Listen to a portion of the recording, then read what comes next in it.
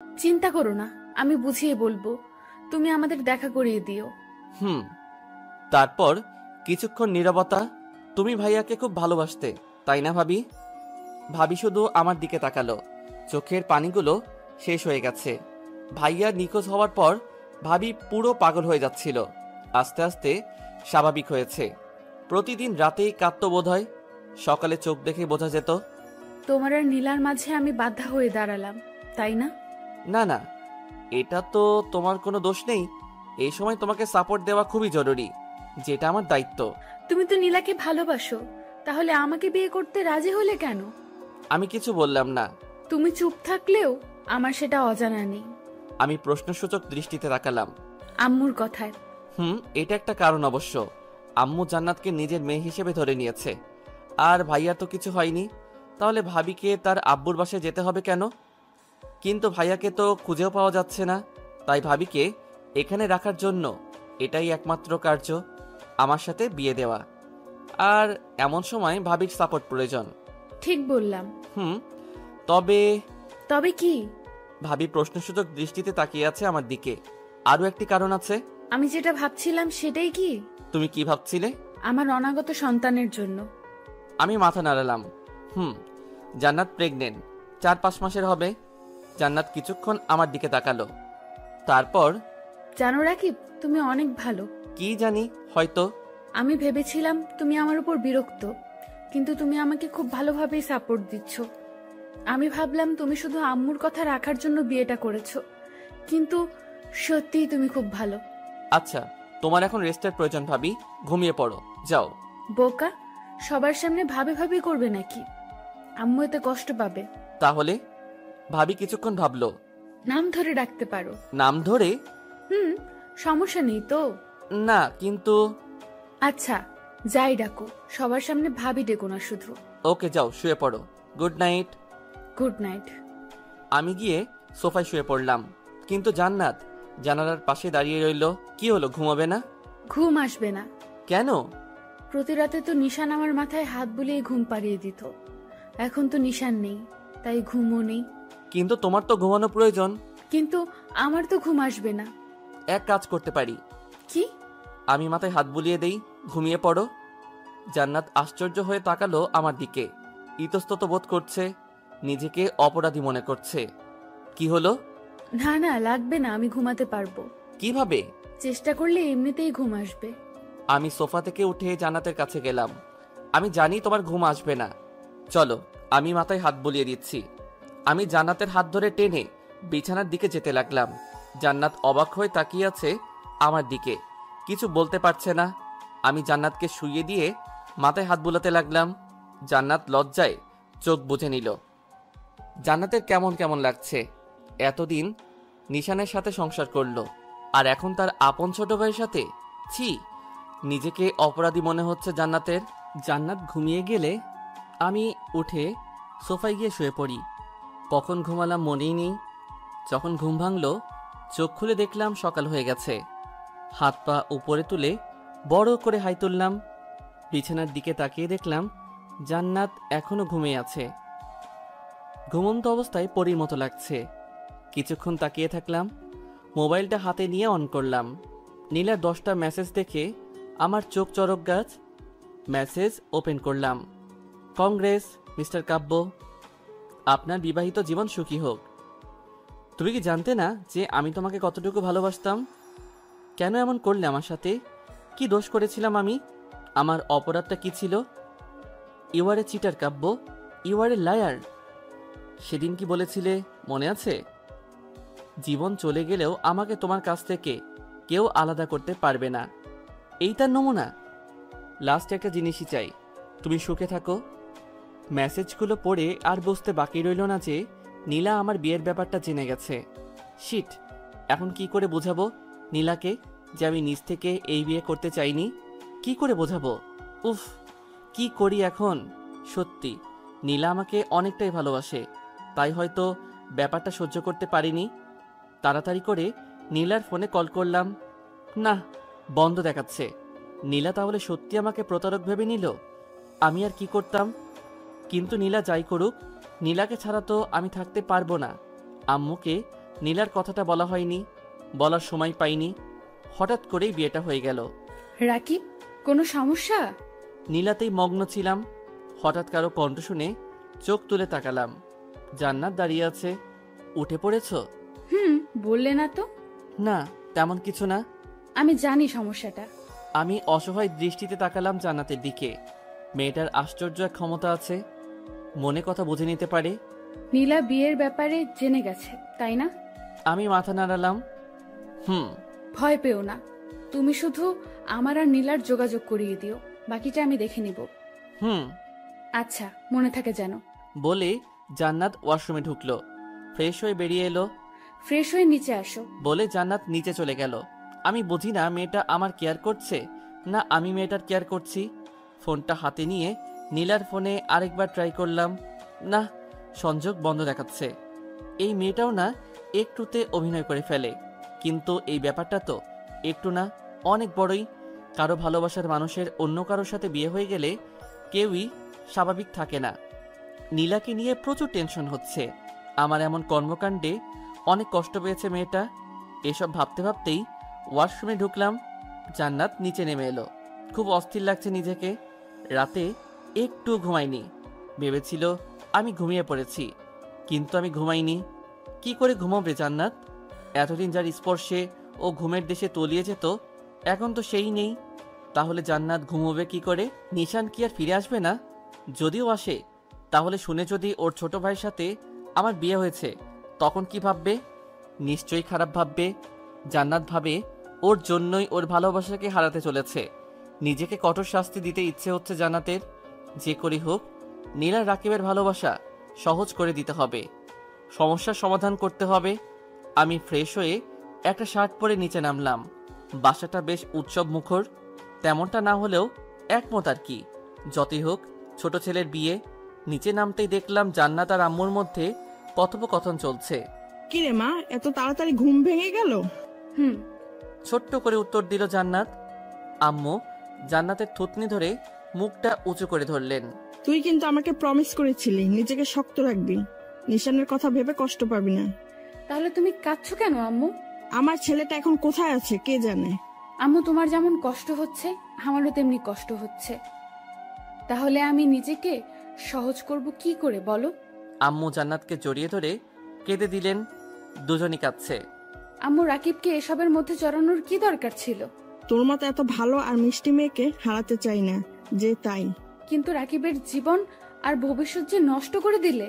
আমার বিশ্বাস এতে রাকিবের জীবন নষ্ট নয়, বরং আরো ভালো হবে, সুন্দর হবে। যার তোর মতো একটা বউ আছে তার জীবন নষ্ট হয় কিভাবে? জান্নাত নির্লিপ্ত দৃষ্টিতে তাকিয়ে আছে আম্মুর দিকে। আচ্ছা যা, এখন টেবিলে গিয়ে বস, আমি নাস্তা রেডি করাচ্ছি। আম্মু আমার দিকে আসলো। আমাকে দেখতেই মিষ্টি একটা হাসি দিলেন। ঘুম ভাঙলো তোর? যা টেবিলে যা। টেবিলের দিকে না গিয়ে একটু বাইরের দিকে গেলাম। নীলাকে ফোনে ট্রাই করলাম, দেখি পাই কিনা, কিন্তু না, এখনো সুইচ অফ দেখাচ্ছে। হঠাৎ করে আরেকবার ট্রাই করতেই ফোন ঢুকে গেল। 2-3 বার রিং হওয়ার পর রিসিভও করলো। হ্যালো নীলা, হ্যালো নীলা, তুমি শুনতে পারছো? Hello hello. তবু ওপাশ থেকে কোনো শব্দ আসছে না। আমি জানি এটা নেট প্রবলেমের কারণে হচ্ছে না, বরং নীলা নিজ থেকে কথা বলছে না। টুট টুট টুট। শিট, কেটে দিল। কি করে বোঝাই এই মেয়েকে যে আমি কতটা ভালোবাসি ওকে? সারা রাত কত কষ্টের মধ্যে কাটিয়েছি ওর জন্য। নীলা কি সেটা বুঝতে পারবে না কখনো? আরও কয়েকবার ট্রাই করলাম, রিং হচ্ছে, রিসিভ করছে না। 5-6 বার কল করার পর যখন ধরলো না, তখন একটা মেসেজ করলাম, নীলা প্লিজ একটাবার ফোনটা রিসিভ করো, শুধু একটাবার প্লিজ। মেসেজ দেওয়ার কিছুক্ষণ পর আবার কল করলাম। এখন 2-3 বার রিং হওয়ার পর রিসিভ করলো। হ্যালো, তুমি শুনতে পারছো? একটাবার কথা বলো প্লিজ। কিছুক্ষণ নীরব থাকার পর, কি আর বলবে তুমি, বাসরাতের গল্প শোনাবে তাই না? প্লিজ কেঁদো না, আমার কথাটা শুনো প্লিজ। ওপাশে নীলা ফুপিয়ে ফুপিয়ে কাঁদছে। দেখো লক্ষ্মীটি, কেঁদো না প্লিজ। চুপ, একদম আমাকে ইমপ্রেস করার চেষ্টা করবে না। আচ্ছা, অন্তত পক্ষে কান্নাটা থামিয়ে আমার কথাটা শুনো। নীল কান্না থামালো, তবুও ফুপানো শোনা যাচ্ছে। নীলা, আমি এই বিয়েটা আমার নিজের ইচ্ছেতে করিনি। ও ভালো কথা। তারপর? বিশ্বাস করো, আমি আম্মুর কথা রাখার জন্য এই বিয়েতে রাজি হয়েছি। বাহ, বেশ তো। বিয়ে করে ফেলেছ, অথচ বিয়েতে তোমার মতো ছিল না। গল্পটা বেশ মানিয়েছ। আগে তো তুমি বোকাশোকা ছিলে, এখন বেশ চালাক হয়ে গেছো। বিশ্বাস করো প্লিজ, আমি শুধু আম্মুর কথা রাখার জন্যই বিয়েটা করেছি। কাকে করেছি জানো? কাকে আবার? জান্নাত নামের একটা মেয়েকে। জান্নাতকে জানো? কে আবার? তোমার সাথে যার বিয়ে হয়েছে? আরে চুপ করো। নীলা কোনো কথা বলল না, তবে কান্নার বেগ বাড়তেই থাকলো। জান্নাত আমার ভাবি। আমার বিয়েটা ভাবির সাথে হয়েছে। মানে? মানে ভাবি প্রেগনেন্ট, আর ভাইয়া 4-5 মাস থেকে নিখোঁজ। এই সময় ভাবিকে সাপোর্ট দেওয়া জরুরি। ভাইয়ার নিখোঁজ হওয়ায় ভাবি একেবারে ভেঙে পড়েছিল। তাই আম্মু আমাকে বিয়ের কথা বললে আমি মানা করতে পারিনি। মানা করতে চেয়েছিলাম, কিন্তু আম্মু কোনো কথা বলতে নিষেধ করেছিল। জান্নাতের সাপোর্টের জন্য তোমার আম্মু তোমাকেই বেছে নিল, আর কাউকে পেল না? আর তুমিও থই থই করে বিয়ের জন্য রাজি হয়ে গেলে? নীলা, বোঝার চেষ্টা করো, আমি আম্মুর চাপে বিয়েটা করেছি। সেটা তো বুঝলাম, কিন্তু কাল রাতে যে তোমাদের বাসর রাত ছিল। আরে চুপ করো, কিসের বাসর রাত? তার মানে তোমাদের মাঝে কিছু হয়নি? না। আমি বিশ্বাস করি না। তোমরা ছেলেদের সামনে একটা বিয়ে করা বউ থাকবে আর তোমরা কিছু করবে না, এটা অসম্ভব। আচ্ছা, তোমার যদি বিশ্বাস না হয় তাহলে তুমি জান্নাতের সাথে দেখা করতে পারো। না মানে? কাল তোমার সময় হবে? যদি সময় থাকে তাহলে কফি শপে এসো, জান্নাতের সাথে মিট করলেই বুঝতে পারবে। হুম। আচ্ছা, এখন রাখি। হুম। ফোনটা কেটে দিলাম। যাক, এখন একটু শান্তি পাচ্ছি। নীলার সাথে কথা বলতে পারলাম।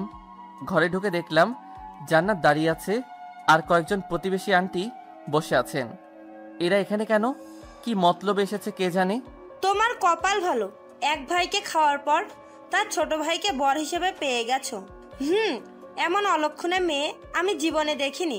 নিজের স্বামীর মৃত্যু ডেকে আনলো, আর এখন আবার অন্যজনের বউ হয়ে আছে। তাদের কথা শুনে রাগে আমার মাথায় আগুন জ্বলছে। এদের এগুলো ছাড়া আর কোনো কাজ নেই নাকি? ভাইয়া নিখোঁজ, এতে জান্নাতের কি দোষ? আর জান্নাত তো এই বিয়ে করতে চাইনি, আম্মুই ওকে প্রমিস করিয়ে বিয়েতে রাজি করিয়েছে। এইসব মেয়েদের এই একটাই কাজ, এক ভাইকে শুষে নিয়ে এখন আবার আরেক ভাইয়ের ঘাড়ে চেপে বসেছে। আমি জান্নাতের দিকে তাকালাম। মেয়েটা নিশ্চুপ হয়ে দাঁড়িয়ে আছে, চোখ দিয়ে টপ টপ করে পানি পড়ছে। পাশে আম্মুও নেই। আমি এগিয়ে গেলাম। কি সমস্যা আপনাদের? হ্যাঁ, আমাদের আবার কি সমস্যা বাবা? এই তো নতুন বউ দেখতে এলাম। একটু আগে কি যেন বলছিলেন? এক ভাইকে শুষে নিয়ে আরেক ভাইয়ের ঘাড়ে চেপে বসেছে। কে কাকে শুষে নিয়েছে? হ্যাঁ, ভাইয়া নিখোঁজ, এতে জান্নাতের কি দোষ? আর ও অলক্ষণে হলো কিভাবে? ওর কারণেই কি ভাইয়া নিখোঁজ হয়েছে নাকি? ভাইয়া নিখোঁজ হয়েছে, এখানে জান্নাতের দোষ কোথায় খুঁজে পেলেন আপনারা? আমি চিৎকার দিয়ে বলছিলাম কথাগুলো। আমার চিৎকারে সবাই এসে উপস্থিত হলো। এরকম মেয়েকে তো অপয়াই বলা ঠিক। স্বামীর নিখোঁজ হওয়ার 3-4 মাস হতে না হতেই অন্য আরেকজনকে বিয়ে করে বসলো। কি খারাপ স্বভাবের মেয়ে এরা। চুপ করুন, আর একটা খারাপ শব্দ বলবেন না জান্নাতকে। বিয়েটা ওর ইচ্ছেতে হয়নি, আম্মুর ইচ্ছেতে হয়েছে। আম্মু ওকে প্রমিস করিয়ে বিয়েতে রাজি করিয়েছেন। না হয় মীরা এই বিয়েতে রাজি হতো না। এমন মেয়েকে আপনারা অপয়া বলছেন যে স্বামীর নিখোঁজ হওয়ার খবরে দিনে 2-3 বার জ্ঞান হারিয়েছে। এমন মেয়েকে আপনারা অলক্ষণে বলছেন যে গর্ভে সন্তান থাকা সত্ত্বেও তার পরোয়া না করে স্বামীর নিখোঁজ শোকে নিজেকে মৃত্যুর দিকে নিয়ে যাচ্ছিল। কেমন মহিলা আপনারা? জান্নাতের মতো পরিস্থিতি যদি আপনার মেয়ের হতো তাহলে এরকম বলতে পারতেন? আমাদের মেয়ে এরকম হতে পারে না। হতে পারে না? তাহলে আপনার মেয়ে বিয়ের 2 মাস পরে ডিভোর্স হয়ে এখন ঘরে বসে আছে কেন? এই আপনার মেয়ের ভালো নমুনা? সবাই তখন চুপ। জান্নাত আমার দিকে অপলোক অবাক দৃষ্টিতে তাকিয়ে আছে। আমি জান্নাতের হাত ধরে উপরের দিকে টেনে নিয়ে যেতে লাগলাম। চলো জান্নাত। কয়েক সিঁড়ি উঠে আমি আম্মুর দিকে তাকিয়ে বললাম, ওনাদের যেন আর বাড়ির আশেপাশেও না দেখি। বলে রুমের দিকে পা বাড়ালাম। যাওয়ার সময় আম্মুর চোখের দিকে তাকিয়ে দেখলাম আম্মুর চোখে পানি চিকচিক করছে। এটা হয়তো আনন্দ অশ্রু। জান্নাতকে নিয়ে রুমে আসলাম। রাগ এখনো আমার মাথায় চড়ে আছে। জান্নাত আস্তে আস্তে আমার কাছে এলো। খামোখা আন্টিদের সাথে ঝগড়া করলে কেন? ওরা তো ঠিকই বলেছিলেন। চুপ। কি ঠিক বলছিল ওরা? হ্যাঁ, এই যে আমি অলক্ষণে, অপয়া। একদম চুপ। এরকম কথা আর মুখ আনলে মুখ সেলাই করে দিব। কে বলেছে তুমি ওরকম? যত সব আজগুবি কথাতে বিশ্বাস করো তোমরা মেয়েরা। জান্নাত কিছুক্ষণ আমার দিকে তাকিয়ে থাকলো। তুমি আসলেই ভালো। জানি আমি। সকালের নাস্তাও তো করনি। তুমি বসো, আমি নাস্তা নিয়ে আসছি। একটু নড়বে না, আজ থেকে তোমার কাজ করা বন্ধ। মানে? হ্যাঁ, তুমি বসো, আমি নাস্তা নিয়ে আসছি। জান্নাত বসে বসে ভাবতে লাগলো, রাকিব আসলে খুব ভালো, খুব ভালোর থেকে আরো বেশি ভালো। বোঝাই যাচ্ছে খুব কেয়ার নিবে জান্নাতের। এই মুহূর্তে জান্নাতের নিশানের কথা মনে পড়ছে। এখন যদি নিশান থাকতো তাহলে কত কিছুই না করতো। জান্নাত প্রেগনেন্ট শুনলে খুশিতে আটখানা হয়ে যেত। জান্নাত পেটে মাথা লাগিয়ে বাবুর সাথে কথা বলতো, কত পাগলামি করত। যদিও জান্নাতের বাবুটা এখনো অনেকটাই ছোট, যার শুধুমাত্র অস্তিত্বই আছে। আমি নিচে আসলাম, নাস্তা নিয়ে উপরে উঠতে যেতেই আম্মু বলল, এমন ভাবেই মেয়েটার পাশে থাকিস, হারিয়ে যেন না যায় মেয়েটা। অপ্রস্তুত হাসি দিলাম। রুমে এসে দেখলাম জান্নাত কি যেন ভাবছে। উফ, তুমি আবার চিন্তায় মগ্ন? তোমার না চিন্তা করা মানা? জান্নাত আমতামতা করে বলল, আসলে কোনো আসলে টাসলে নাই, এখন খাওয়া শুরু করো। জান্নাতের মুখের দিকে এগিয়ে দিল খাবার। জান্নাত তাকিয়ে থাকলো আমার দিকে। কি হলো নাও? জান্নাত কিছু না বলে খাবারটা মুখে নিল। জান্নাতকে খাইয়ে দিতে লাগলাম, আমি নিজেও খেতে লাগলাম। নীলা তোমার সাথে দেখা করতে চাই, সকালে কথা হয়েছিল। জান্নাত খাচ্ছিল, খাওয়া বন্ধ করে দিল। আমার দিকে তাকালো। ও কখন? কাল বিকেলে। ও। নীলার কথাটা শুনে জান্নাতের বুকটা কেমন ফাঁকা ফাঁকা মনে হলো। জান্নাত ভাবলো রাকিবকে হারিয়ে যাবে ওর কাছ থেকে। পরক্ষণেই আবার ধিক্কার দেয় নিজেকে। কি ভাবছি এসব আমি? রাকিবের প্রতি দুর্বল হয়ে যাচ্ছি না তো? না না, এটা কি করে হয়? নিশান ছাড়া কাউকে ভালোবাসতে পারবো না আমি।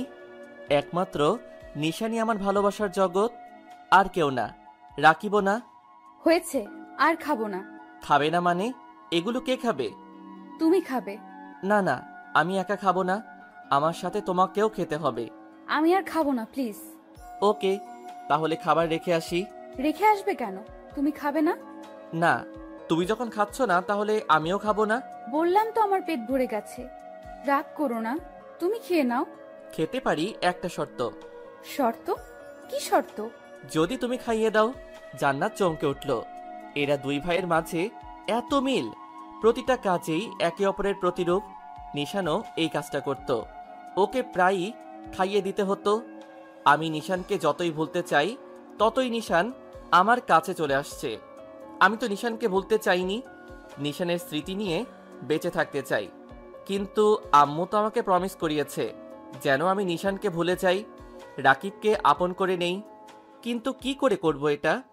আমি নিশানকেই ভালোবাসি, আর রাকিব তো নীলাকে ভালোবাসে। আমি জানি নিশান ফিরে আসবে খুব তাড়াতাড়ি।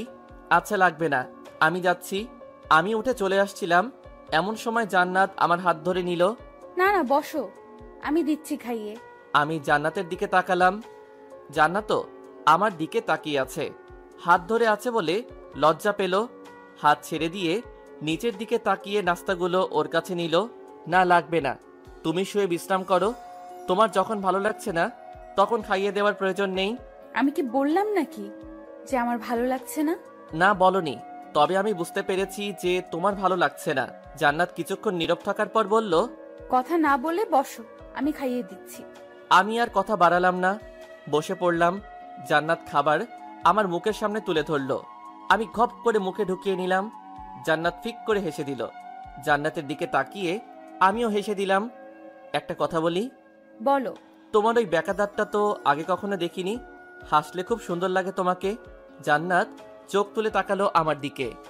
জান্নাত ভেবে পায় না এদের মধ্যে এত মিল কি করে হতে পারে। এদের ভাবনা একে অপরের ভাবনার সাথে পুরোপুরি মিলে যায় কি করে। নিশান প্রতিবারই আমাকে আমার হাসিটার কথা বলতো, আর ওই ডাক্তার কথাও। আর এখন রাকিবও বলছে। রাকিব আমাকে নিশানের কথা ভোলাতে চাইছে, অথচ বারবার শুধু মনে করিয়েই দিচ্ছে। তবে রাকিব তুমি খুব ভালো। জান্নাত অপলক দৃষ্টিতে তাকায় আমার দিকে। জান্নাতে সে কখন থেকে কি যেন ভেবেই যাচ্ছে। এই মেয়েটা শুধু চিন্তাতেই মগ্ন থাকে। ধুর, তোমাকে না বললাম চিন্তা না করতে, তবু সবসময় ভাবুক হয়ে থাকো তুমি। সরি। হইছে, বলা লাগবে না, তুমি যাও শুয়ে পড়ো, আমি নিচে এগুলো রেখে আসছি। জান্নাত মাথা নাড়িয়ে বলল, আমি রুম থেকে বেরিয়ে নিচে গেলাম, থালা প্লেট রেখে আসলাম রান্নাঘরে। রান্নাঘর থেকে বেরিয়ে দেখলাম আম্মু নিচে আসছে। রাকিব, বলো আম্মু। জান্নাত কোথায়? রুমে শুয়ে আছে, বিশ্রাম নিতে হবে না তাই। বেশ, মেয়েটার খেয়াল রাখিস বাবা, হারিয়ে গেলে কিন্তু পস্তাতে হবে। হাসি দিয়ে বললাম, চিন্তা করো না আম্মু, আমি আছি তো। আম্মু একটা অর্থপূর্ণ হাসি দিল। জান্নাত বালিশে হেলান দিয়ে শুয়ে আছে, জানালার দিকে তাকিয়ে বাহির দেখছে। রাকিব বুঝে নেয় কি করে যে আমি ভাবছি। কি এক আশ্চর্য ক্ষমতা ছেলেটির। না, রাকিবের সামনে আর ভাবা যাবে না, পরে আবার রাকিব রাগ করবে। জান্নাতের এখন নিশানের কথা খুব মনে পড়ছে, কাঁদতেও পারছে না ভয়ে। রাকিব যদি রাগ করে, আবার আম্মুকেও প্রমিস করেছে, কিন্তু ভিতরে ভিতরে পড়ে যাচ্ছে জান্নাত। জান্নাত তার এক হাত পেটের উপর রাখলো, বাবুকে ছুঁয়ে দিচ্ছে। নিশান থাকলে হয়তো এইভাবেই ছুঁয়ে দিত। কোথায় গেল নিশানটা? এতটাই নিষ্ঠুর হয়ে গেল। ও জানে না যে ওকে ছাড়া ওর জান পাখিটা থাকতে পারে না। টপ করে চোখ থেকে 2 ফোঁটা পানি পড়ল।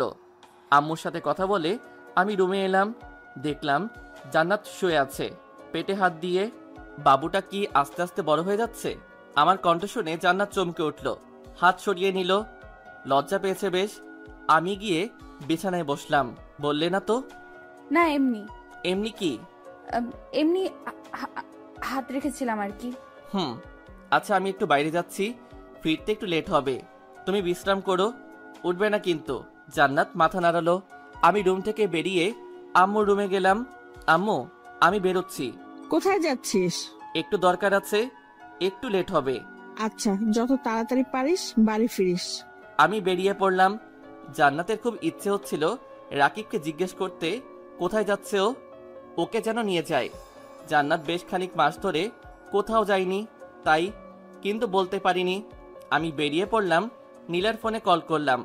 কয়েকবার রিং হওয়ার পর রিসিভ করলো। হ্যালো, কোথায় তুমি? কেন? কোথায় আবার? বাসায় থাকি, বাসায় আছি। আরে এত কড়া জবাব দিচ্ছ কেন? একটু দেখা করতে পারবে? না, আমার এত সময় নেই। সত্যি নেই? আমার আর সময়? আমার সময় সব সময় থাকে। বোধহয় তোমার সময় নেই। নতুন বর, হয়তো কাজে ব্যস্ত আছো। আরে এরকম ভাবে কথা বলছো কেন? একটাবার দেখা করো প্লিজ। কোথায়? পার্কে আসতে পারবে? পার্কে কেন? আমরা কি প্রেম করতে যাচ্ছি নাকি?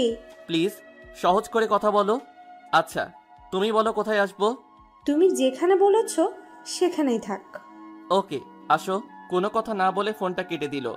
এই মেয়ের এত তেজ আসে কোথা থেকে রে বাবা? আমি পার্কে গিয়ে উপস্থিত হলাম। কিছুক্ষণ অপেক্ষা করার পর নীলা আসলো। কি করছো? ভালো আছো? তোমার মতো অতটা ভালো নেই। মেজাজ খারাপ করো না প্লিজ। এখন তো মেজাজ খারাপ হবেই।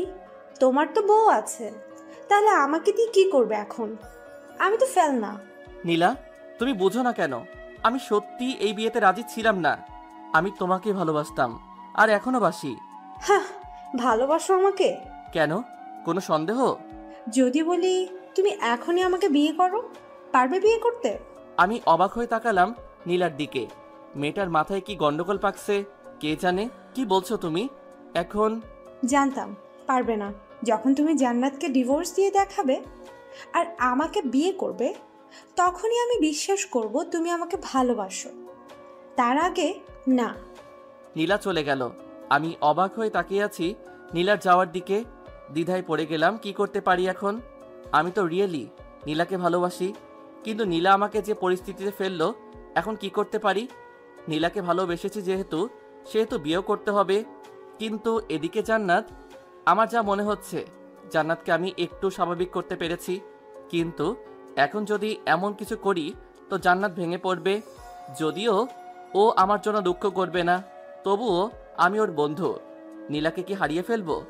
না, এটা হতে পারে না। আমি নীলাকে ভালোবাসি, তাই নীলার দেওয়া শর্ত আমি মেনে নিতে রাজি। বাসায় ফিরলাম, খুব কষ্ট হচ্ছে। নীলা এমন করতে পারলো? কি করে বের হই এই গোলকধাঁধা থেকে? একদিকে জান্নাত আমার বিয়ে করা স্ত্রী, একদিকে প্রেমিকা নীলা আমার ভালোবাসা। জান্নাতকে ডিভোর্স দিলে আম্মু আর জান্নাতও কষ্ট পাবে। আম্মুর সিদ্ধান্ত ছাড়া তো কিছুই করতে পারবো না, আর নীলাকে ছাড়া তো আমি অসম্পূর্ণ। বাসায় ফিরে সোজা রুমে গেলাম। জান্নাত রুমে নেই। কোথায় গেল মেয়েটা? বলেছিলাম বিশ্রাম করতে, আর উনি কোথায় যে গেল? আম্মু রুমের দিকে গেলাম। কিরে, এসে গেছিস? জান্নাত কোথায়? কোথায় আবার? রুমেই আছে, দেখ গিয়ে। পেলাম না তো। ভালো করে খুঁজে দেখ, রুমেই কোথাও আছে মনে হয়। রুমে এসে চারিদিক খুঁজে দেখলাম, কোথাও নেই। বারান্দায় কারো উপস্থিতি টের পাচ্ছি, মনে হয় বারান্দায় আছে। বারান্দায় গিয়ে দেখলাম জান্নাত বারান্দার গ্রিলে হাত রেখে দাঁড়িয়ে আছে, বাহির দেখছে বোধহয়। বলেই গেলাম শুয়ে বিশ্রাম নিতে, আর উনি বারান্দায় দাঁড়িয়ে বাহিরের দৃশ্য অবলোকন করছেন। জান্নাত বারান্দায় দাঁড়িয়ে বাহিরের দিকে তাকিয়ে আছে। অনেকদিন হলো বাহিরটা দেখেনি। আব্বু আম্মু তো বাসায় নিতে চাইছিল, কিন্তু যাইনি।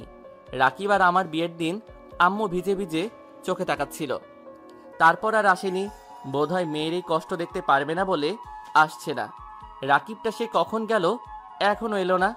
ও পাশে থাকলে ভালোই লাগে, একাকিত্ব গুছিয়ে উঠতে পারি। কত সুন্দর সুন্দর কথা বলে, আমার কত কেয়ার নেয়।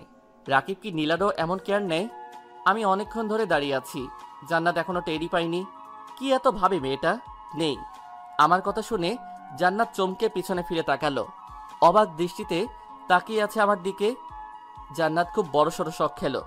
রাকিব বুঝলো কি করে আমি মনে মনে কি ভাবছি।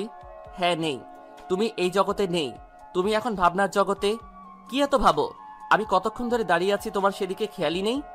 জান্নাত আমার কথা শুনে বিষয় যেন কাটিয়ে উঠল। ও, তোমাকে না বলেছিলাম বিশ্রাম নিতে? তাহলে এখানে কি? প্রকৃতি প্রেমী হওয়ার ইচ্ছা আছে নাকি? না, শুয়ে থাকতে ভালো লাগছিল না, তাই এখানে দাঁড়িয়ে বাহির দেখছিলাম। ও, তুমি তো অনেকদিন হলো ঘুরতে যাও না। জান্নাত মাথা নাড়ালো। তাহলে আজ যাবে? কোথায়? ঘুরতে। জান্নাত আমার দিকে তাকিয়ে রইল। কি হলো? যাবে মানে যাবে, মানা করার চান্স নেই। কিন্তু কোনো কিন্তু না, সন্ধ্যায় আমরা ঘুরতে যাচ্ছি, এটাই ফাইনাল। ওকে? না মানে বললাম তো, আর কোনো কথা নেই, আমার ডিসিশনই ফাইনাল। জান্নাত মাথা নিচু করে দাঁড়িয়ে রইল। দুপুর হয়ে গেছে, লাঞ্চ সেরে নিতে হবে। একটু আগেই না খেলাম সকালের নাস্তা, তো এখন আবার খাবো কি করে? কেন হা করে খাবে? জান্নাত হেসে দিল। তারপর, সন্ধ্যায় যাচ্ছ তো? মানা করতে বারণ করলে তো, তাহলে তো যেতেই হবে, তাই না? Good girl. গুড গার্ল না ছাই? কিছু বললে? না তো। ও, আমি নিচে গেলাম। আম্মু আর রহিমা খালা তখন খাবার রেডি করছে। আব্বু অফিস থেকে বাসায় এসেছে লাঞ্চের জন্য। আমি নিচে যেতেই, কিরে বৌমা কোথায়? উপরে আসছে। ও, তা মেয়েটাকে একটু বাইরে ঘুরিয়ে নিয়ে আই, মনটা ভালো হবে। হ্যাঁ আব্বু, সন্ধ্যায় ঘুরতে যাব ভাবছিলাম। ও, খুবই ভালো কথা। গাড়ি নিয়ে সারা শহর ঘুরে আসিস বৌমাকে নিয়ে। জান্নাত রুমেই আছে, ভাবুক হয়ে বসে আছে। রাকিব বুঝে নিল যে ও ঘুরতে যেতে চায়। কি করে? আশ্চর্য। কিন্তু আমার যাওয়াটা কি ঠিক হবে? যদি না যাই তাহলে তো রাকিব রাগ করবে। কি করি? যেতেই তো হবে। নিশানটা যে কেন এমন করলো আমার সাথে? আজ তো রাকিবের বদলে নিশানের সাথে ঘুরতে যাওয়ার কথা ছিল, কিন্তু নিয়তি সেটা হতে দিল না। নিশানের বদলে রাকিবকে ঠিক করেছে নিয়তি। কিন্তু রাকিবকে আমি কি করে মানা করি? ও তো মানা করতেও বারণ করেছে। যাক, এসব কথা এখন নিচে যাই, না হয় ও নিজে উপরে এসে যাবে। জান্নাত রুম থেকে বেরিয়ে নিচে চলে গেল। জান্নাতের জন্য অপেক্ষা করছিলাম। জান্নাত সিঁড়ি দিয়ে নিচে নামলো। জান্নাতকে দেখতেই আব্বু স্নেহপূর্ণ একটা হাসি দিল। গুড। দুপুরে আম্মু আব্বুর কথায় আমরা হেসে উঠলাম। আমরা জানি আব্বু জান্নাতকে হাসানোর জন্য বলেছে এটা। জান্নাতরা ঠিক করে হেসে দিল। শুভ নুন। আম্মু তো হাসতে হাসতে গড়াগড়ি খাচ্ছে। জান্নাত আর আব্বুর কথাবার্তার ধরন দেখে। কেমন কাটলো আজ দিনটা? ভালো কেটেছে আব্বু। সন্ধ্যায় আরো ভালো কাটবে। সন্ধ্যায় তুমি আর রাকিব বেড়াতে যাবে। জান্নাত আমার দিকে তাকালো। জান্নাত হয়তো ভাবিনি আমি আব্বু আম্মুকে বলবো ব্যাপারটা। আচ্ছা, এখন আয়, বস, খেয়ে নে আম্মু। জান্নাত আমার পাশে বসলো। গল্প করতে করতে খাবার খেয়ে নিলাম। আব্বুও অফিসে চলে গেল। আব্বুকে টিফিন সাথে দিলেও বাসায় খেতে আসে।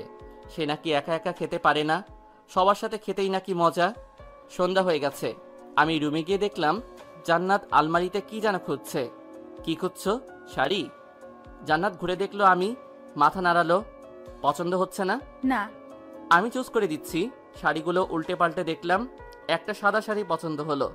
আমি জান্নাতের দিকে এগিয়ে গেলাম। এটা এটা পরলে তোমাকে সাদা পরীর মতো লাগবে। কি হলো? না, কিছু না। আমি একটা নীল শার্ট প্যান্ট পরে রেডি হয়ে নিলাম। রুম থেকে বেরিয়ে গেলাম। নীলাকে কল করতে হবে, না জানি মেয়েটা কি করছে। আমাকে শক্ত শক্ত কথা বললেও আমি জানি ও নিজে কষ্ট পেয়েছে। কল দিলাম কিন্তু রিসিভ করছে না। কিছুক্ষণ পর মোবাইলটা সুইচ অফ দেখাচ্ছে। শিট, মোবাইলটা বন্ধ করে দিয়েছে। জান্নাত অবাক হচ্ছে, এরা দুই ভাই পছন্দ এক হয় কি করে? চলাফেরাও এক। নিশান ঠিক একই কথা বলতো, সাদা শাড়ি তোমাকে সাদা পরীর মতো লাগবে। নিশানও সাদা শাড়িটাই পছন্দ করত। আমি নিচেই ছিলাম, জান্নাতের জন্য অপেক্ষা করছিলাম। জান্নাত যখন নিচে নামলো, আসলেই জান্নাতকে সাদা পরী লাগছে। এত সুন্দর মেয়েটা। জান্নাত নিচে নেমে যখন দেখলো আমি তাকিয়ে আছি, তখন একটু লজ্জা পেল। কি হলো, এভাবে তাকিয়ে আছো কেন? না, এমনি। আম্মু যাচ্ছি। যা, যতক্ষণ মন চায় ঘুরে ফিরিস। জান্নাত একটা হাসি দিল। গাড়ি উঠলাম দুইজন। গাড়ি আমি ড্রাইভ করছি। জান্নাত বাইরের দিকে তাকিয়ে আছে, বাইরের দিকটা দেখছে। জান্নাতকে নিয়ে একটা নদীর কিনারায় নিয়ে গেলাম। জায়গাটা তেমন পপুলার না, এমনি জায়গাটা সুন্দর বলে অনেকে এখানে আসে ঘুরতে। খুব সুন্দর পরিবেশ। জান্নাত গাড়ি থেকে নামতেই লাফালাফি শুরু করে দিল, যেন কত বছর পর ঘুরতে আসলো। অনেক ঘোরাঘুরি করলাম, খেলাম। জান্নাতকে খুব খুশি মনে হচ্ছে। এখন যাওয়া যাক, অনেক রাত হয়ে গেছে। চলো। না, আরো কিছুক্ষণ থাকবে। না, চলো। গাড়িতে উঠলাম, গাড়ি স্টার্ট করলাম। অনেক পথ এগিয়ে আসলাম। হঠাৎ জান্নাত চেঁচিয়ে উঠল। জান্নাত সামনের সিটে আমার পাশেই বসেছিল। রাকিব, গাড়ি থামাও। রাকিব। কি কি হয়েছে? নিশানকে দেখেছি আমি। গাড়ি থামাও রাকিব। ভাইয়ার কথা শুনে আমি গাড়ি থামালাম, গাড়ি থেকে বেরোলাম। জান্নাত পাগলের মতো আচরণ করছে। কোথায় দেখেছো? কোথায়? ওই তো, এদিকে একটা গাড়ি যাচ্ছিল, ওইটাতে দেখেছি। রাকিব, নিশানকে এনে দাও। রাকিব, তুমি এখানেই থাকো, আমি আসছি। আমি দৌড় দিলাম, চারিদিকে খুঁজতে লাগলাম। একটা গাড়ি দেখলাম, গাড়ির পিছনে ছুটলাম, কিন্তু নাগাল পেলাম না। দৌড়ে গাড়ির পাশে এলাম। জান্নাত দাঁড়িয়ে আছে, কাঁদছে। রাকিব, নিশান কোথায়? রাকিব, তাড়াতাড়ি গাড়িতে ওঠো, তাড়াতাড়ি। গাড়িতে উঠে তাড়াতাড়ি স্টার্ট করলাম। গাড়িটা যেদিকে গেছে সেদিকটা অনুসরণ করলাম, কিন্তু সেদিকে গিয়ে গাড়িটা খুঁজে পেলাম। পাগলের মতো গাড়ি চালাতে লাগলাম। না, পেলাম না, কোথাও দেখা যাচ্ছে না। তুমি ঠিক দেখেছো তো? ভাবি কাঁদতে কাঁদতে বলল। হ্যাঁ, আমি সত্যিই দেখেছি, একটা গাড়িতে ছিল। উফ, খুব বড় ভুল করে ফেললাম। গাড়ির নাম্বারটাও নোট করা হয়নি। ধ্যাত। জান্নাত কেঁদেই যাচ্ছে। কি করে বোঝাই এখন? জান্নাত, তোমার হয়তো ভুল হয়েছে, বোধহয় ভুল দেখেছো। না না রাকিব, আমি সত্যিই নিশানকে একটা গাড়ি ড্রাইভ করে যেতে দেখেছি। তুমি আমার নিশানকে এনে দাও রাকিব, আমার নিশানকে এনে দাও। আমি আলতো করে মীরার মাথায় দিলাম। প্লিজ, তুমি শান্ত হও। তোমার এখন এভাবে উত্তেজিত হওয়া ঠিক না। জান্নাত তবুও কাঁদছে। জান্নাত, ভাইয়া নিখোঁজ, হয়তো কখনো ফিরবে না, না হয়। কিন্তু তুমি কি চাও না ভাইয়ার স্মৃতি ধরে রেখে জীবনযাপন করতে? জান্নাত, বোঝার চেষ্টা করো, তোমার পেটে এখন ভাইয়ার অভিজাত। প্লিজ, তুমি এখন এরকম করো না। জান্নাত ফুপিয়ে ফুপিয়ে কাঁদছে। রাকিব, আমি কি আমার নিশানকে কখনো ফিরে পাবো না? প্লিজ, তুমি ফিরিয়ে এনে দাও আমার নিশানকে। হ্যাঁ, পাবে। কোনো একদিন ভাইয়া ঠিকই ফিরে আসবে। এখন বাড়ি চলো প্লিজ। জান্নাত কেঁদেই চলেছে। আমি জোর করে গাড়িতে উঠালাম। তাড়াতাড়ি গাড়ি ড্রাইভ করে বাসায় ফিরলাম। গাড়ির স্টার্ট বন্ধ করে জান্নাতকে ডাকলাম। জান্নাত, জান্নাত, জান্নাত, এই জান্নাত। কোনো কথাই বলছে না। আমি ভয় পেয়ে গেলাম। পানির বোতল থেকে হাতে পানি নিয়ে জান্নাত ছিটিয়ে দিলাম। আস্তে আস্তে চোখ খুলল। রাকিব, রাকিব, নিশান কোথায়? রাকিব, নিশান কোথায়? তুমি কান্না থামাও প্লিজ, এমন করে কেঁদো না। আমরা বাসায় ফিরে এসেছি, চলো বাসায় চলো। না না, আমার নিশানকেই চাই, আমার নিশানকে এনে দাও। তুমি জানো না আমি নিশানকে ছাড়া বাঁচবো না। জোরে জোরে কান্না আরম্ভ করলো। জান্নাতকে জোর করে ধরে আমি গাড়ি থেকে নামালাম। বারবার কান্নায় ভেঙে পড়ছে। ওর মাথা আমার বুকে আছড়ে পড়ছে। মেয়েটাকে কি করে বোঝাই? এই সময় এত চাপ সৃষ্টি ভালো না। জান্নাতকে নিয়ে দরজার কাছে গিয়ে কলিং বেল টিপলাম। আম্মু দরজা খুলল। জান্নাতকে কাঁদতে দেখে হকচকিয়ে গেলেন। এ কি, জান্নাতের এই অবস্থা কেন? জান্নাত কাঁদছে কেন রাকিব? আম্মু, আগে জান্নাতকে নিয়ে রুমে যাও, পরে আমি সব বলছি। আম্মু জান্নাতকে ধরে নিয়ে গেল রুমে। পিছনে পিছনে আমিও গেলাম। আম্মু বিছানায় শুইয়ে দিল জান্নাতকে। জান্নাত কাঁদতে কাঁদতে অস্থির হয়ে যাচ্ছে। আমি পাশে গিয়ে বসলাম।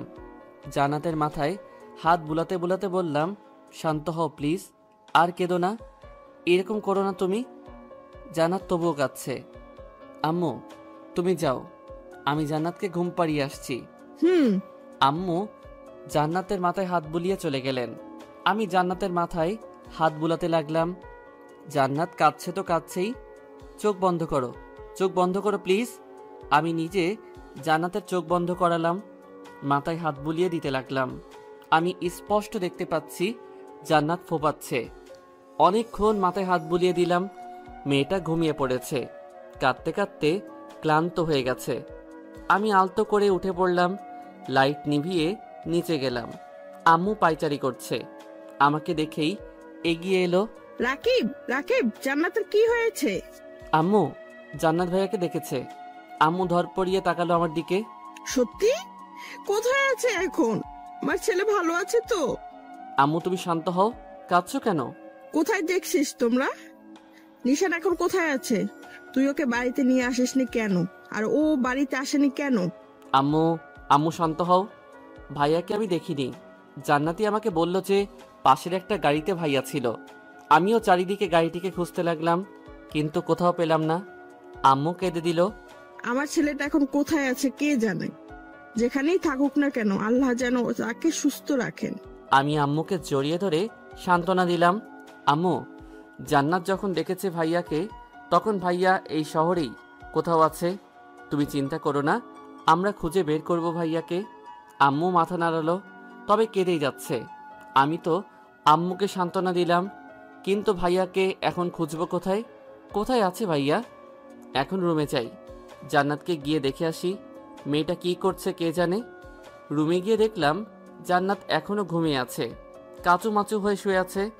আমি গিয়ে ওর মাথার পাশে বসলাম, মাথায় হাত বুলিয়ে দিতে লাগলাম। আমি জান্নাতের মুখের দিকে তাকিয়ে আছি। কি আছে ওর মুখে যেটা আমাকে টানছে ওর দিকে? এত মায়াবী মেয়েটা। জান্নাতের প্রতি আমি আকৃষ্ট হয়ে পড়ছি। কিছুক্ষণ জান্নাতের মাথায় হাত বুলিয়ে দিলাম, তারপর বারান্দায় গেলাম। নীলার ফোনে ট্রাই করছি, কিন্তু ফোন রিসিভ করছে না। ধ্যাত, ফোন ধরছে না কেন? আরেকবার ট্রাই করে দেখি। কয়েকবার রিং হওয়ার পর ফোন রিসিভ করলো। কি সমস্যা, ফোন ধরছো না কেন? সমস্যাটা আমার না, তোমার। তুমি যদি সত্যি আমাকে ভালোবেসে থাকো, তাহলে আমার শর্ত পূরণ করবে। আর যেদিন তুমি আমার শর্ত পূরণ করতে রাজি হবা, সেদিনই ফোন দিবে, তার আগে নয়। টুট টুট টুট। কি হলো? কেটে দিল? নীলা এমন কড়া কড়া কথা আমাকে শোনাতে পারলো? ওর শর্ত পূরণ করতে না পারলে ওকে কল দিব না, কিন্তু নীলার সাথে কথা না বলে আমি থাকবো কি করে? বুঝতে পারছি না কিছু। কেন এমনটা ঘটলো সবার সাথে? রুমে এলাম, জান্নাত এখনো ঘুমাচ্ছে। বাইরে খেয়ে এসেছি, তাই আর না খেয়ে শুয়ে পড়লাম। এরপর সপ্তাহ দিন কেটে গেল। জান্নাত এখন একটু স্বাভাবিক। খুব কষ্ট করে মেয়েটিকে স্বাভাবিক অবস্থায় ফিরিয়ে এনেছি। প্রথম কয়েকদিন তো খাওয়া দাওয়া ছেড়ে দিয়েছিল, কাঁদতেই থাকতো সারাদিন। তারপর এই কয়েকদিন জান্নাতকে নিয়ে অনেক জায়গায় ঘোরাঘুরি করলাম। প্রায় প্রতিদিনই জান্নাতকে নিয়ে ঘুরতে যেতাম। রাতে মাথায় হাত বুলিয়ে ঘুম পাড়িয়ে দিতাম, গল্প করতাম। বাবুর উপর চাপ পড়বে বলে জান্নাত এখন তেমন ভাবে না, আর কাঁদেও না, তবে উদাস হয়ে থাকে। আর এদিকে নীলার সাথে একবারও কথা হয়নি সেই দিনের পর থেকে। নীলা সিম বন্ধ করে রেখেছে। রাত হয়ে গেছে। জান্নাত বারান্দায় ইজি চেয়ারে বসে আছে। আমাকে যে করেই হোক নীলার দেওয়া শর্ত পূরণ করতে হবে। যে করেই হোক জান্নাতকে বলতে হবে। আমি বারান্দায় যাচ্ছি, আবার আসছি। অস্বস্তি লাগছে। কি করে বলবো জান্নাতকে? জান্নাত হয়তো আমার উপস্থিতি টের পেল, পিছনে না তাকিয়েই বলল, রাকিব, হ্যাঁ হ্যাঁ। কিছু বলবে? ঘুরে আমার দিকে তাকালো। আমি মাথা নাড়ালাম। বলো। তুমি যদি কষ্ট পাও? নিচের দিকে তাকিয়ে বললাম, জান্নাত। কি হাসলো? কষ্ট পাবো কেন? আর আমি জানি তুমি আমাকে এমন কোনো কথা বলবে না যাতে আমি কষ্ট পাই। আমি চোখ তুলে জান্নাতের দিকে তাকালাম। এ কি, তোমার চোখ লাল কেন? জান্নাত চেয়ার থেকে উঠে পড়ল, আমার পাশে এসে আমার হাত ধরলো। বলো কি হয়েছে তোমার? একমাত্র তুমিই ছিলে আর আছো যে আমাকে আমার পরিস্থিতির সাথে মোকাবেলা করতে সাহায্য করেছো আর করছো। এখন বলো, আমি তোমার জন্য কি করতে পারি? আমি কোনো কথা না বলে নিচের দিকে তাকিয়ে রইলাম। জান্নাত এসে আমার দু গালে হাত দিয়ে মাথা উপরে তুলল, আমার চোখের দিকে তাকালো। বলো। নীলা বলেছে। কি হলো, থেমে গেলে কেন? কি বলেছে বলো। তোমাকে ডিভোর্স দিয়ে যেন ওকে বিয়ে করে নেই। জান্নাতের মুখ মলিন হয়ে গেল, আমার গাল থেকে হাত লাগিয়ে নিল। আমি জানি তুমি কষ্ট পাবে, তুমি নিজেকে দোষারোপ করবে, তুমি হয়তো ভাববে তুমি খারাপ, তাই আমি তোমাকে ছেড়ে চলে যাচ্ছি। কিন্তু তুমি খুব ভালো জান্নাত, নীলার এই শর্ত পূরণ না করলে ও আমার সাথে আর সম্পর্ক রাখবে না। তাই জান্নাত মলিন একটা হাসি দিল। না, আমি কষ্ট পাইনি। আচ্ছা, তুমি ডিভোর্স পেপার রেডি করো। সত্যি আমি তোমাকে কষ্ট দিতে চাই না। জান্নাত হাসলো। আমি কষ্ট পাইনি, তোমরা দুজন এক হতে পারলেই আমি খুশি, তোমাদের সমস্যা মিটলেই আমি খুশি। আমি জান্নাতকে জড়িয়ে ধরলাম। সত্যি তুমি খুব ভালো। খুব শক্ত করে জড়িয়ে ধরলাম। জান্নাতও হাত দুটো দিয়ে আমাকে জড়িয়ে ধরল। আমি জড়িয়ে ধরা থেকে ছেড়ে জান্নাতের গাল দুটো ধরে বললাম, you are very good girl. আমি এমনই একটা বন্ধু চাই। হবে তো? আসলো, তবে হাসিটা নিষ্প্রাণ। আমি রুমের দিকে গেলাম। জান্নাতের বুকটা কেমন খালি খালি লাগছে, যেন কিছু একটা হারিয়ে ফেলছে। জান্নাত ভাবে, তবে কি আমি রাকিবকে ভালোবেসে ফেললাম? একে ভালোবাসবো না তো কাকে ভালোবাসবো? এত ভালো আবার কেউ হয় নাকি? তবে নিশানও তো আমার মন থেকে যাচ্ছে না। নিশানকেও তো আমি আমার জীবন থেকে বেশি ভালোবাসি। কিন্তু রাকিব আমার জীবন থেকে সরে যাচ্ছে দেখে আমার এত কষ্ট হচ্ছে কেন? না, কাউকে ছাড়তে পারবো না আমি দুজনকেই ভালোবাসি। জান্নাত কেঁদেই চলছে। বিধাতা কেন ওকে এই দ্বিধার মধ্যে ফেললেন? এদিকে নীলা রুমে উপর হয়ে শুয়ে আছে, কাঁদছে। জান্নাতকে কষ্ট দিয়ে নীলা নিজেও কষ্ট পাচ্ছে। রাকিবের সাথে কড়া করে বলা কথাগুলো নীলাকে বেশি কাঁদাচ্ছে। কি করে রাকিব এত কঠিন কঠিন কথা বলতে পারলো? কি করে? নীলার আব্বু মেহতাব হোসেন রুমে ঢুকলেন, বুঝতে পারলেন মেয়েটা কাঁদছে। কি হয়েছে আম্মু? নীলা চোখ মুছে নিল তাড়াতাড়ি, ওর আব্বুর দিকে তাকিয়ে একটা হাসি দিল। কিছু না আব্বু। কি ভাবছিস তুই নিজেকে? খুব বড় হয়ে গেছিস? তুই আমার কাছে এখনো সেই ছোট্ট খুকি আছিস, আর সেই তুই আমার কাছে তোর কাদার বিষয় লুকাচ্ছিস? নীলা কেঁদে দিল। কি হয়েছে আম্মু বল। নীলার কাছে গিয়ে মাথায় হাত বুলাতে বুলাতে বললেন, আব্বু, রাকিব। কি হয়েছে? রাকিব বিয়ে করে নিয়েছে, আর সেদিন আমি রাকিবের সাথে খুব খারাপ ব্যবহার করেছি। কি বলিস? রাকিব বিয়ে করে নিয়েছে? তারপর নীলা তার আব্বুর সব খুলে বলল। ও, ছেলেটা চাপে পড়ে বিয়ে করেছে হয়তো, কিন্তু তোর কাজটা করা ঠিক হয়নি। কোন কাজটা আব্বু? রাকিব আর জান্নাতের বিয়ে কয়দিন হয়েছে? 14 দিন। ওরা এখন স্বামী স্ত্রী। ওদের মাঝে যে মায়া সৃষ্টি হতে চলেছে তা তুমি ডিভোর্সের মাধ্যমেও ত্যাগ করতে পারবে না। আমি কি বলছি তা তুই বুঝতে পারছিস? জান্নাত আর রাকিব এখন স্বামী স্ত্রী, এক ছাদের নিচেই তাদের বাস। যদিও তারা একে অপরকে ভালোবাসে না, শুধু একটু কে। তবে আম্মু, ভালোবাসা জেনে শুনে আর বলে আসে না। ওরা স্বামী স্ত্রী, তাদের মাঝে মায়া জমতেই পারে। আর মায়া থেকে ভালোবাসা, যেটা তোমার ভালোবাসার চেয়ে শক্ত। তুমি কি বলছো আব্বু? ওরা একে অপরকে ভালোবাসে? না বাসলেও একবার না একবার ভালোবাসবেই। তাই তোমার উচিত ওদের মাঝখানে না থাকা। তুমি কি বলছো আব্বু? আমি রাকিবকে ভুলে যাব? সেটা তোমার ব্যাপার আম্মু। তুমি যদি সত্যিকারে রাকিবকে ভালোবেসে থাকো তাহলে এই পথ থেকে সরে আসো। আমি তোমার রাকিব আর জান্নাতের ভালোর জন্যই বলছি, ভেবে দেখো। মেহতাব হোসেন মেয়ের মাথায় হাত বুলিয়ে চলে গেলেন। নীলার মাথায় আকাশ ভেঙে পড়ল। ওকে রাকিবকে ভুলতে হবে। না না, এটা অসম্ভব। নীলা লাফ মেরে বিছানায় শুয়ে বালিশ আঁকড়ে ধরে কাঁদতে লাগলো। আব্বু এটা কি বলছে? রাকিবকে আমি ভুলবো কি করে? রাকিবকে তো আমি আমার জীবনের চেয়েও বেশি ভালোবাসি। আব্বু আমাকে রাকিবের থেকে আলাদা করতে চাইছে কেন? নীলা ফুপিয়ে ফুপিয়ে কাঁদতে লাগলো, বালিশ আঁকড়ে ধরে কাঁদতে লাগলো। জান্নাত বিছানায় শুয়ে আছে, আর রাকিব সোফায়। এই প্রতিদিনকার ঘটনা। রাকিব এপাশ ওপাশ করছে, আর জান্নাত এক দৃষ্টিতে রাকিবের দিকে তাকিয়ে আছে। কি আছে ওর ওই মুখে? ছেলেরা আবার মায়াবী আর সুন্দরী হয় নাকি? কি করে ছাড়ি ওকে, যে আমার দুঃসময়ে পাশে থেকেছে? রাকিব, কি এনিথিং রং? না। তাহলে? জান্নাতের দ্বিধা হচ্ছে কথাটা বলতে। কি হলো বলো? না মানে বিছানায় এসে সব। না, সোফায় শুতে পারবো, অসুবিধা হচ্ছে না তো। তুমি ঘুমিয়ে পড়ো। একটা দিনই তো। জান্নাতের কথা শুনে রাকিবের মুখ মলিন হয়ে গেল। আসলেই তো, কাল ওরা ডিভোর্সের জন্য এজন্য অ্যাপ্লাই করবে, এটাই হয়তো শেষ রাত। প্লিজ। রাকিব জান্নাতের দিকে তাকালো। জান্নাত যেন খুব করে চাইছে রাকিব যেন ওর পাশে শয়। রাকিবও তো চাইছে, কিন্তু ওকে। রাকিব বালিশ নিয়ে বিছানায় রাখলো, জান্নাতের পাশে গিয়ে শুলো। জান্নাত চিত হয়ে শুলো, রাকিবও একই রকম শুলো। মাঝখানে কোনো বালিশ নেই। আমার অস্বস্তি লাগছে জান্নাতের পাশে এরকমভাবে শুতে। মাঝখানে একটা বালিশ রাখি, আমি তো আবার বেশি এপাশ ওপাশ হই, কখন আবার তোমার পেটে ডিসুম করে ঘুষি বসিয়ে দেই। জান্নাত হাসলো। লাগবে না। ও। কিছুক্ষণ নীরবতা। আচ্ছা রাকিব, মানুষ বড় অদ্ভুত তাই না? কখন কাকে ভালোবেসে ফেলে বলা যায় না। আমি জান্নাতের দিকে তাকালাম। জান্নাত নীরব দৃষ্টিতে তাকিয়ে আছে আমার দিকে। আসলেই। একটা কাজ করবে? কি? আমার পেটে একবার হাত রাখবে? আমি চমকে উঠলাম, অবাক বিষয় নিয়ে জান্নাতের দিকে তাকালাম। জান্নাতের দৃষ্টি বরাবরের মতোই শান্ত। মেয়েটা এমন কেন? আমাকে অবাক করিয়ে দিল, অথচ নিজে একেবারেই শান্ত। কি হলো? না মানে একবারই তো। তোমার ভালো না লাগলে না থাক, শুধু একটা জিনিস অনুভব করিয়ে দিতে চাই তোমাকে, আর আমিও কি অনুভব করতে চাই। প্লিজ একটা বার হাত রাখো। নিরীহ দৃষ্টিতে তাকালো আমার দিকে। এখানে নেই কোনো লোভ আর পাপ, নিষ্পাপ একটা মেয়ে যেন জান্নাত। আচ্ছা। প্লিজ। জান্নাত সোজা হয়ে শোয়া, চোখ বন্ধ করে নিল। জান্নাত পেটটা আস্তে আস্তে বড় হচ্ছে। এখানে রয়েছে একটা দেহের অস্তিত্ব। আমি কাঁপা কাঁপা হাতটা এগিয়ে নিলাম, হাত প্রচুর কাঁপছে, আমি প্রায় ঘামছি। অবশেষে হাত রাখলাম। জান্নাত জোরে একটা শ্বাস নিল, যেন কিছু অনুভব করছে আমার স্পর্শ, আর আমি অনুভব করছি একটা অস্তিত্ব। আমি দিকে তাকালাম, চোখ বন্ধ করে আছে, আর মুখমণ্ডলে যেন মায়া ছড়িয়ে পড়েছে।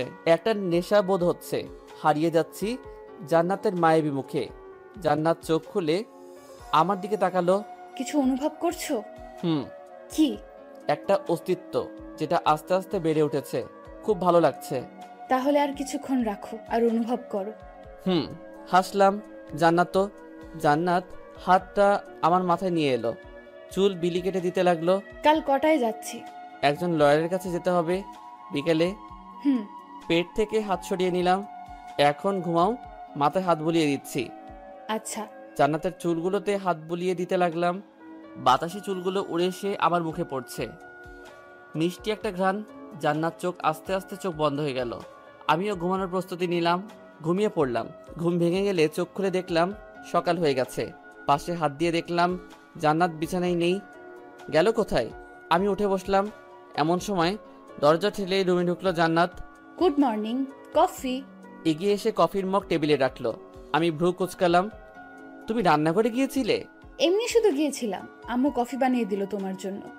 একা একা নিচে যাওয়ার কি দরকার, যদি কোনো অঘটন ঘটে?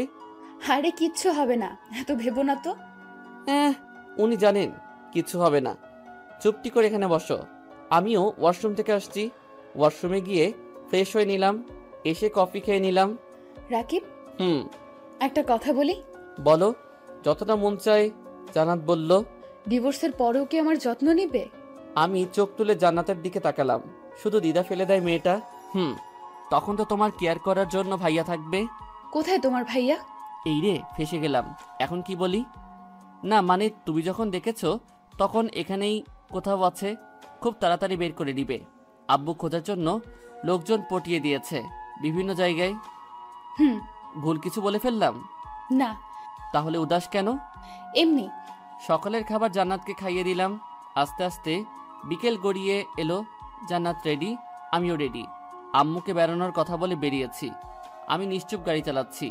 জান্নাত তো গাড়ির বাইকের দিকে তাকিয়ে আছে, তবু প্রতিদিনের মতো উৎফুল্ল নয়। আমি মোবাইল নিয়ে নীলাকে ফোন কল করলাম। প্রথমবার রিসিভ করলো না, পরে নিজেই ফোন করলো। হ্যালো নীলা। আমি ডিসিশন নিয়ে নিয়েছি। কি? জান্নাতকে নিয়ে এখন একজন লয়ারের কাছে যাচ্ছি ডিভোর্সের অ্যাপ্লাই করার জন্য। আমি জান্নাতের দিকে তাকালাম। জান্নাত গাড়ির বাইরের দিকেই তাকিয়ে আছে। তো মানে তুমি খুশি না? না, তোমার মতো ছেলেকে আমি ভালো না বাসলেই খুশি হতাম। মানে কি বলছো এসব? কেন, ভুল কিছু বললাম নাকি? তুমি কি ভেবেছো আমি কচি খুকি যে কিছু বুঝি না? তোমরা স্বামী স্ত্রী এক ছাদের নিচে থাকো, তোমাদের মাঝে কিচ্ছু হয়নি, এটার কোনো গ্যারান্টি আছে? নীলা, বিলিভ মি, সত্যি আমাদের মাঝে কিছু হয়নি। তুমি জান্নাতকে জিজ্ঞেস করো। ওকে, আর কি জিজ্ঞেস করব? তোমাদের মতো ছেলেদেরকে আমার চেনা আছে, আর আমি তো কখনো তোমাকে ভালোবাসিনি, শুধু টাইম পাস ছিল। কি ভেবেছিলে তুমি বিয়ে করেছো এতে আমি কষ্ট পেয়েছি? আরে এটা তো ইম্পসিবল। আমি শুধু অভিনয় করেছিলাম এতদিন। এখন তো তুমি বিবাহিত, আর আমার আপদ বিদায়। নীলা, তুমি এতটা নিচে নামতে পারলে? আরে রাখ তোর ডায়লগ, নীলা সব পারে। নীলা তুমি। আরে ফোন রাখ। টু টু টু কেটে দিল। আমি কাঁদছি না, নীলা আমার সাথে এরকম প্রতারণা করলো। ঠাস করে গাড়ির দরজা খুলে বাইরে বেরোলাম। নিজের চুল নিজে ছিঁড়তে ইচ্ছে করছে। ফোনটা আছাড় মারলাম। জান্নাত হকচকিয়ে গেল। নীরব পাঠকও মুহূর্তের মধ্যে কি ঘটে গেল বুঝতে পারছে না। বাইরে বেরোলো, আমার কাছে এসে আমার গাল দুটো ধরে ওর চোখের দিকে করলো। কি হয়েছে রাকিব? হঠাৎ কি হলো তোমার? আমি ফুপিয়ে ফুপিয়ে কাঁদতে লাগলাম। তুমি কাঁদছো কেন রাকিব? কি হয়েছে তোমার? জান্নাত ভাঙা ভাঙা গলায় বলল। জান্নাত তো কেঁদে দিয়েছে। জান্নাত, নীলা। কি হয়েছে নীলার? নীলা আমাকে ধোঁকা দিয়েছে, আমার সাথে প্রতারণা করেছে। আমি কান্না ভেঙে পড়লাম। জান্নাতকে জড়িয়ে ধরলাম। জান্নাত আমাকে শক্ত করে আঁকড়ে ধরল। তুমি কেঁদো না প্লিজ, কেঁদো না। কেঁদেই চলছি, নিজেকে মানিয়ে নিতে পারছি না। জান্নাত আমাকে সান্ত্বনা দিচ্ছে বারবার। জান্নাত গাড়ির ড্রাইভারকে ফোন করে আসতে বলল। ড্রাইভার এসে পড়লে জান্নাত আমাকে গাড়িতে তুলে নিল, ওর কাঁধে মাথা চেপে ধরল। কেঁদো না প্লিজ, শান্ত হও। বাড়ি ফিরলাম। ড্রাইভার ভাই আমাকে ধরে রুমে নিয়ে গেল। আমার ভেঙে পড়া দেখে আম্মু পাগল প্রায়। জান্নাত এসে আমাকে বারবার জড়িয়ে ধরে সান্ত্বনা দিতে লাগলো। আম্মু এসে বারবার জিজ্ঞেস করতে লাগলো কি হয়েছে। জান্নাত আম্মুকে সব বলল। আম্মু বাকরুদ্ধ হয়ে গেল। খুব বড় খারাপ কাজ করে ফেলেছেন ওনার সাথে। সন্ধে হয়ে গেছে। আমি মেনে নিতে পারছি না যে নীলা আমার সাথে এরকম করতে পারলো। আমি খুব কষ্ট হচ্ছে।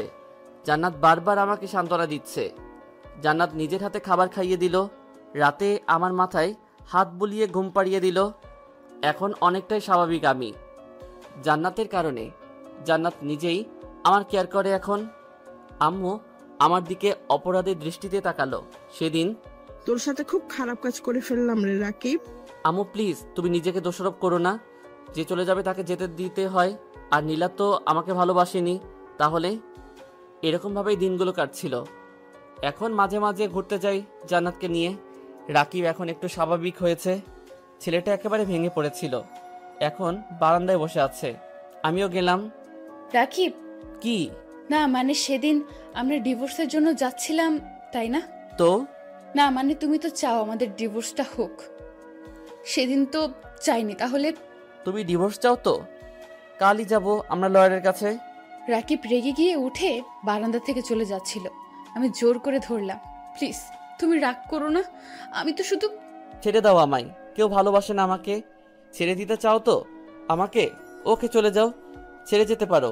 রাকিব শান্ত হও প্লিজ, ওটা তো তুমি। হ্যাঁ বলেছিলাম, তাই বলে এখন তুমিও চাও সেটা? ছেড়ে দাও আমায়, আমি জানি কেউ আমাকে ভালোবাসে না। আমি জোর করে রাকিবকে বিছানায় বসালাম। ছেলেটা কাঁদছে, ওর মাথাটা আমি বুকে রাখলাম। আমি কি খুব খারাপ? কে বললো তুমি খারাপ? তাহলে ছেড়ে চলে যেতে চাও কেন? সরি, আর বলবো না, এই কান ধরলাম। এবার হাসো। জান্নাতকে নিয়ে বেড়াতে এলাম পার্কে। একটা বেঞ্চে বসেছিলাম, হঠাৎ ভাইয়ার মতো কাউকে চোখে পড়লো। আমি এগিয়ে গেলাম, পিছনে গিয়ে কাঁধে হাত রাখলাম। পিছনে ফিরতেই আমি চমকে উঠলাম। এত ভাইয়াকে দেখেই আমি জড়িয়ে ধরলাম। ভাইয়া, তুই এতদিন কোথায় ছিলি? তুই জানিস তোকে কত খুঁজেছি? আমি কেঁদে দিলাম। ভাইয়া ও আমাকে জড়িয়ে ধরলো। সরি রে, বাসায় যেতে পারলাম না আমি, শুধু জান্নাতকে একটা জবাব দেওয়ার ভয়ে। এতদিন কোথায় ছিলি? সেদিন যখন বন্ধুর কার নিয়ে একটা কাজে যাচ্ছিলাম, তখন সেখানে যাওয়ার সময় আমি অ্যাক্সিডেন্ট করি, আর তারপর আল্লাহর অশেষ কৃপায় বেঁচে ফিরি। জান্নাত ভাইয়াকে দেখে কেঁদে দিল, গিয়ে জড়িয়ে ধরলো। কোথায় ছিলে এতদিন তুমি? এত কষ্ট কেন দিলে আমাকে? সরি জান্নাত, তোমাকে আমি কষ্ট দিতে চাইনি। মিশু বলতে একটা মেয়ে এগিয়ে এলো, বেশ সুন্দর। সরি জান্নাত, আমাকে ক্ষমা করে দিও। আমি তোমাকে ভালোবাসতাম ঠিকই, কিন্তু এই মেয়েটাকে দেখছো, এই মেয়েটাই আমার জীবনটা বাঁচিয়েছে। সেবা করে সুস্থ করে তুলেছে। ওর ভালোবাসা আমি কিভাবে উপেক্ষা করি বলো? আমি মিশুকে ভালোবাসি। ভাইয়া নিচের দিকে তাকিয়ে আছে। জান্নাত পিছু হাঁটতে লাগলো। আমি নীরব দর্শক, কি হতে পারে ভাবছি। জান্নাত নিজেকে সামলে নিল, আমার পাশে এসে হাত ধরে আমাকে এগিয়ে নিয়ে গেল। ধন্যবাদ মিস্টার নিশান, আপনি বেশ বড় দ্বিধার হাত থেকে বাঁচালেন আমাকে। আসলে রাকিব আমার স্বামী, আমি ওকে না আপনাকে ভালোবাসি তা নিয়ে দ্বিধায় পড়ে গেছিলাম। কিন্তু যদি কখনো আপনার সাথে দেখা পড়তো তখন আমি রাকিবকেই বেছে নিতাম। আই রিয়েলি লাভ হিম। চলো রাকিব। আমাকে টেনে নিয়ে গাড়িতে উঠালো। আমি অবাক হয়ে তাকিয়ে থাকলাম। কি করছে জান্নাত? গাড়ি স্টার্ট করো। জান্নাত, কোনো কথা না। আমি গাড়ি স্টার্ট করলাম, সোজা বাড়িতে গেলাম। জান্নাত বাসায় গিয়ে সোজা রুমের দিকে গেল সিঁড়ি বেয়ে। আমিও গেলাম। বারান্দায় গিয়ে বাইরের দিকে তাকিয়ে থাকলো। এটা কি হলো জান্নাত? কেন, কি হলো?